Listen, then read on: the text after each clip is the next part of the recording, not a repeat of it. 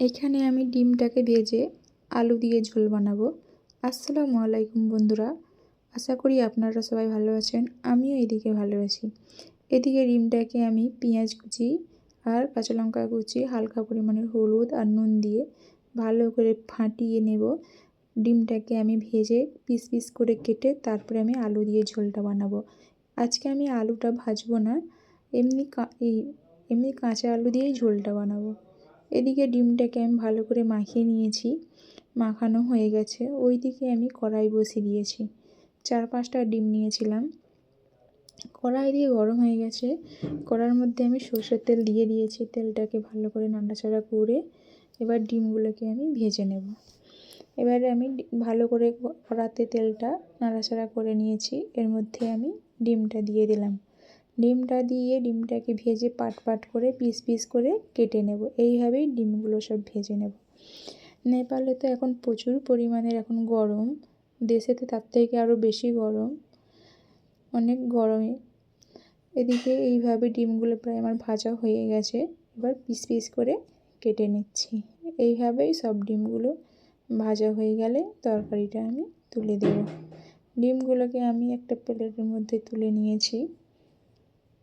তোলা হয়ে গেছে। দেখতে দেখতে এদিকে সব ডিম ভাজা হয়ে গেছে। ওই কড়াতেই আমি তেল দিয়ে দিলাম।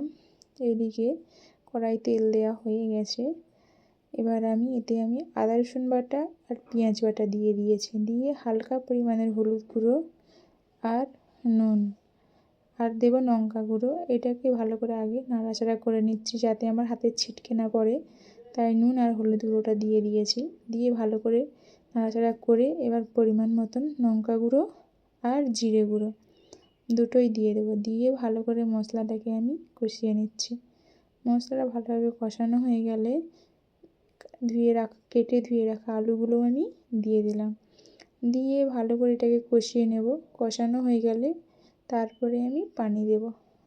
ভালোভাবে আলু আর মশলা দুটোকে আমি ভালোভাবে কষিয়ে নিয়েছি। কিছুক্ষণের জন্য আমি চাপা দিয়ে রেখেছিলাম। আবার চাপা খুলে দেখছি আলুগুলো প্রায় ভাজার মতন হয়ে গেছে। ভালো করে তেল ছেড়ে দিয়েছে আলু থেকে। আবার ভালো করে আমি আলুগুলোকে কষিয়ে নিচ্ছি। এইভাবে 2-1বার কষাবো, চাপা দেবো। দেখতে দেখতে আলু হয়ে যাবে, তারপরে আমি পানি দিয়ে দেবো। দেখতে দেখতে আলুগুলো প্রায় হাফ সিদ্ধ হয়ে এসছে।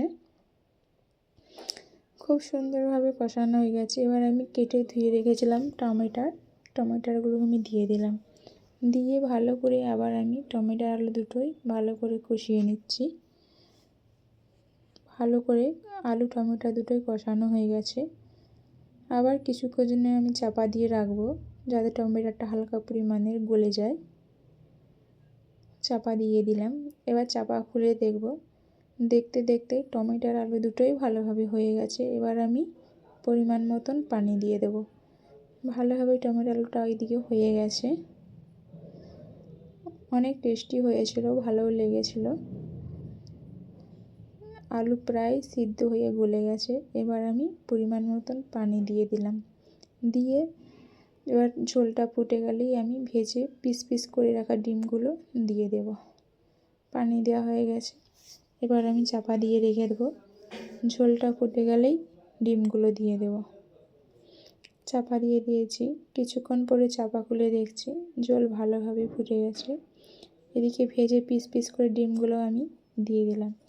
দিয়ে ভালো করে নাড়াচাড়া করে দিলাম। আর হালকা পরিমাণে ফুটে গেলে আমি গ্যাসটা বন্ধ করে দেব।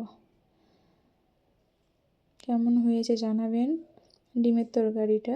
ডিম দিয়ে আলু দিয়ে ঝোল। সবাই ভালো থাকবেন।